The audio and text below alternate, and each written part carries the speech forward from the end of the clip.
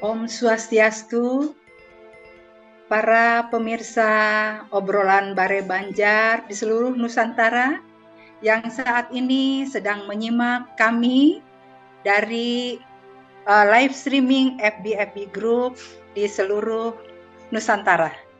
Selamat berjumpa kembali dengan kami kru obrolan Bare Banjar yang pada malam hari ini akan kembali menyapa para pemirsa di seluruh Nusantara dengan topik lanjutan dari obrolan Bare Banjar kemarin, masih seputar tentang penyehatan danau yang rusak. Obrolan kali ini topiknya ekoenzim untuk danau dan kehidupan. Kita akan mempertanyakan di sini, tepatkah ekoenzim untuk memperbaiki kualitas air danau Batur yang tercemar? Nanti kita akan bisa terjawab pertanyaan ini karena kita akan menghadirkan pakar-pakar ekoenzim, kemudian ada dari pihak pemerintah Bangli juga yang kebetulan danau Baturnya sedang mengalami kondisi yang tercemar. Kemudian ada dari Pak Mingtau juga, beliau adalah Ketua Penggiat Lingkungan Ekoenzim dari Nusantara. Kemudian ada juga dari Ketua Panitia Penuangan Ekoenzim Danau Batur dan sebagainya. Mari kita sama-sama menyimak obrolan Bare Banjar pada malam hari ini. Teman-teman di seluruh Nusantara, umat sedharma yang berbahagia, malam hari ini kelihatannya di Balai Banjar sudah kumpul. Kita akan ngobrol santai. Ini kita sapa ya teman-teman dulu ya. Swastiastu, Jero Mangku Yase. Om Swastiastu, semeton sami. Swastiastu Pak Jero Mangku Yase. Kemudian ada Bli Nyoman Merte. Swastiastu, Bli Nyoman. Swastiastu, semeton sareng sami.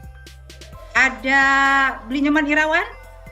Swastiastu, Mbak Wayang. Luar biasa Balai Banjar kita malam ini. Iya ya, kita kedatangan banyak tamu ini. Kita harus sediakan kopi dulu. Saya juga nih bawa kopi nih, Wah, keren. Sedap. Sambil kita ngobrol, sambil ngopi, kita ini punya siapa saja nih yang akan hadir saat ini. Saksikan saja video dari Jero Dalang berikut ini. Silahkan. Adong aden awak bisa depang anak yang adanin kekinane buka nyampat anak saya tunggu. Kijo gening mutang sampah jep. Duduk sampah singgih doh. Adi madoan sampah organik dan anorganik. Juga wagen jo. Tadi yang besit bo. Sampah plastik, don, apa je patut itu. Pedah, jelma katrok ki. Engken berane. Seharusnya sampah itu dipilah-pilah. Mana sampah organik dan mana anorganik. Pengkengken tuh, pedah, jelma katrok ni. Yen ada sampah organik, yaitu limbah buah-buahan dan limbah sayur-sayuran. Itu bisa dipakai pupuk dan ekoenzim. Baik, apa madan ekoenzim? Badah di dalam kadrok. Ekoenzim itu bermanfaat untuk menyelamatkan lingkungan seperti danau dan lain sebagainya. Baik. Wayah dong. Ane madan ekoenzim apa dong? Pedah cisinawang. Hai. Aduh, kini subanglah mekatrok. Di zaman modern ini, tidak boleh katrok. Ane madan ekoenzim itu apa tuh? Sintawang ci. Hai. Bang kong cie. Sekan Cinawang, sekan. Apa dong? Anema dan ekoenzim. Apa itu nah? Terus terang, aku mesti Cinawang. Apa dong? Mumpung patuh-patuh Cinawang saya dah. Jadi lebih baik ikuti obrolan Bali Banjar pada hari Minggu 5 Maret tahun 2023 pukul 19.30 waktu Indonesia bagian tengah. Narasumbernya itu Dr. Julian yang suka orang dari Malaysia tuh. Baik. Penyen tuh. Nyoman Parta. Iwayan Puja. Putu Gandawijaya dan Ming Tau. Yuk, kita ikut ikut terlibat di dalam obrolan Bali Banjar toh. Ijo dong ilu. Ini gua HP. Ake sing HP wadah. Terima kadrok. Ini apel ake ngo. Ape besi kejak dah dua. Nah, siapa takut? Wah, luar biasa ya. Ternyata tamu kita pada hari ini tuh, waduh, luar biasa. Lengkap dari unsur pemerintah, dari panitia penuangan ekoenzim Danau Batur, kemudian dari pakar ekoenzim, dan dari penggiat ekoenzim Nusantara. Semuanya ada di sini. Semua ngobrol di Balai Banjar. Sudah datang Bapak Wayan Puja Tresna ST. Beliau adalah ketua atau koordinator gerakan ekoenzim untuk Danau Batur. Baik, untuk memulai obrolan kita, saya lihat itu sudah ada acung-acung tangan itu dari teman saya ini, udah gak sabar ingin nanya ke narasumber. Silakan siapa yang angkat tangan, ayo. Beli nyoman merte ya. Beli nyoman merte, swastiastu beli. Oke, pertanyaannya ini pertanyaan yang pertama saya ajukan ya kepada Bapak Wayan Puja Tresna, Sarjana Teknik ya. Mungkin barangkali nanti bisa diberitahukan kepada masyarakat. Kita akan bertanya, kenapa sih ya penuangan ekoenzim yang dipilih menjadi kegiatan utama untuk Danau Batur ya. Ya, di antara sekian banyak kegiatan gitu, ya, apa yang menjadi latar belakang kenapa harus menuangkan ekoenzim di sana? Mungkin itu Pak Puja bisa dijelaskan kepada masyarakat. Silakan Bapak. Oke, selamat malam semua. Ada bapak-bapak sahabat saya, ada Pak Alit, Kadis P3 di Bangli, ada Pak Putu Ganda, Kadis DLH, ada Pak Ming juga, dan kawan-kawan dari OBB. Begitu juga yang mengikuti live streaming. Saya tadi pertanyaannya, kenapa ekoenzim menjadi pilihan dan gerakan ekoenzim Batur ini jadi tindakan gitu. Begini, saya lebih runut ya jawaban saya. Kami komunitas penggiat lingkungan Bali itu bergerak, atau komunitas-komunitas itu bergerak untuk lingkungan, semuanya ada kurang lebih 40-an.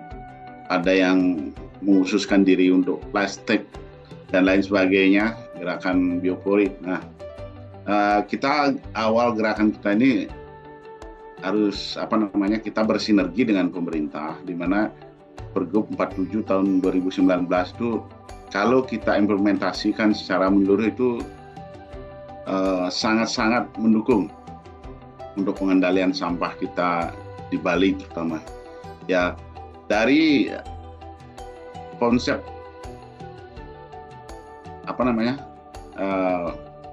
penyelesaian masalah sampah di sumber itu, kita punya konsep zero waste di rumah tangga, begitu Bu Wayan. Zero waste di rumah tangga itu ada gerakan biopori, kita bisa saving air, kita bisa menyimpan air hujan dalam tanah dalam lubang resapan sedalam 1 meter, dan bisa juga untuk menyimpan organik. Kita nyapu halaman, daun-daunan yang jatuh dari pohon kita simpan di biopori. Terus kedua, ada gerakan tebo modern. Tebo modern kita duplikasi tebo yang adalah kearifan lokal kita di Bali, di mana kita dulu menyisakan sebagian lahan rumah kita untuk mengolah atau mengelola sampah kita. Kita membuang apa saja, sisa makanan dan lain sebagainya ke tebo. Di tebo kita diurai, ada yang menjadi makanan babi, makanan bebek, ayam dan lain sebagainya. Terus keringnya kita pakai dulu untuk penglingsir, kita pakai ngaugan atau untuk memasak dipakai kayu bakar.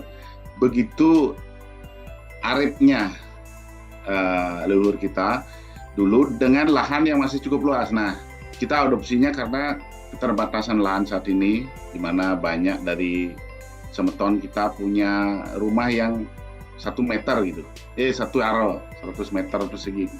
Nah, bagaimana mensiasati harus punya tebal, kita buatlah lubang seperti septic, tapi dengan kedalam 2,5 meter, kita membuang sisa organik kita yang volumenya lebih besar ke dalam lubang itu. Dan itu terurai secara alami. Ada mikroba aktif dan mikroorganisme lainnya, itu mengurai sampah kita. Nah, terakhir, karena kita kadang-kadang punya sampah yang masih bagus. Sebelum menjadi sampah, kita punya organik. Misalnya kita di Bali, habis Rahina, Kajang Kliwon, Purnamo, Tilam, kita punya banyak lungsuran. Itu juga menjadi pemikiran, sehingga di komunitas kebetulan ada gerakan ekoenzim. Kita menjadikan gerakan ekoenzim itu adalah salah satu cara kita mengendalikan produksi sampah kita di rumah tangga. Semua gerakan itu bersinergi, Bu Wayan. Nah, yang terakhir, karena gerakan ekoenzim itu manfaatnya banyak untuk kesehatan, kita sudah melakoni kurang lebih 3 tahunan ya, 3-4 tahun ini gitu. Nah, sehingga produksi ekoenzim kita banyak, sedangkan kebutuhan kita sedikit. Nah, gitu. Sehingga tercetuslah gerakan ekoenzim for Lake Batur ini. Gimana kalau kita tuangkan di Danau Batur, karena dari literasi dan informasi yang kita terima bahwa ada gerakan di Taiwan yang digalang oleh komunitas sana, dan Dr. Joanne juga menjadi ahlinya di sana, itu sudah bisa membersihkan air danau. Kita berpikir mungkin ada kesamaan karakter air danau tercemar antara di sana dan di sini. Sehingga gerakan itu kita adopsi juga gitu. Nah, gerakan ini tidak ujuk-ujuk kita, bagaimana menggerakkan orang banyak, bagaimana kita menggalang teman-teman komunitas, dan kebetulan sendiri komunitas kami, dan ada yang ekstrim dan militannya di gerakan. Ada contohnya kawan kami Pak yang Gabler itu, kalau bikin ekoenzim penuh rumahnya gitu, boleh dibilang gitu. Dan banyak lagi, ada Gus Norma yang kebetulan anggota komunitasnya seluruh Bali, sehingga apapun yang kita buat cepat tersebar, dan gerakan ini menjadi sangat tersebar. Tapi saya wanti-wanti dulu, kita diberi arahan oleh pembina kami Pak Nyoman Parta bahwa gerakan yang akan melibatkan orang banyak dan bersentuhan dengan danau ini kalau terjadi sesuatu tentu akan sangat merugikan kita semua. Nah, makanya sebelum gerakan ini kami lakukan, kita sudah dibekali atau diwanti-wanti bahwa gerakan ini harus terukur dan terstruktur. Terukurnya bagaimana?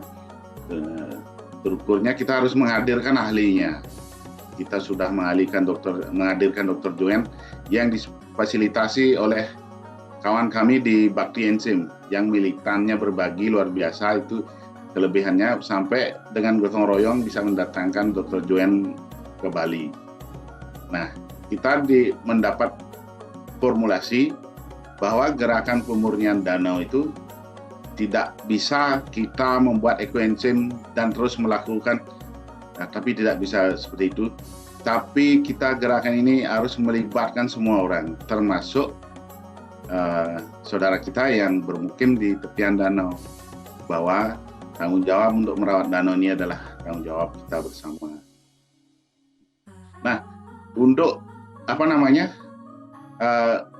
biar kami tidak ada keraguan dalam gerakan ini, kalau kita istilahkan ngayah ini ke Tertamanan Ida Betari Dewi Danu, begitu. Ngayah kita biar plong.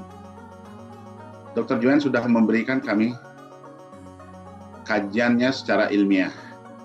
Bagaimana enzim itu bekerja, ekoenzim itu bekerja di air danau, apa yang bisa diurai oleh enzim atau mikroba itu, mungkin bisa nanti kemarin kita sudah sempat dengan Dr. Joen, mungkin bisa lebih jelas. Terima kasih banyak Pak Puja Tresna sebagai Ketua dan Koordinator Gerakan Ekoenzim di Danau Batur yang sudah menggerakkan teman-teman penggiat pencinta lingkungan hidup untuk bisa menuangkan ekoenzim di sana. Nanti kita akan melihat video dari Dr. Joen di mana apa yang dilakukan teman-teman dari panitia gerakan ekoenzim for Life Batur ini menjadi lebih kuat lagi karena Dr. Joen akan menerangkannya itu secara ilmiah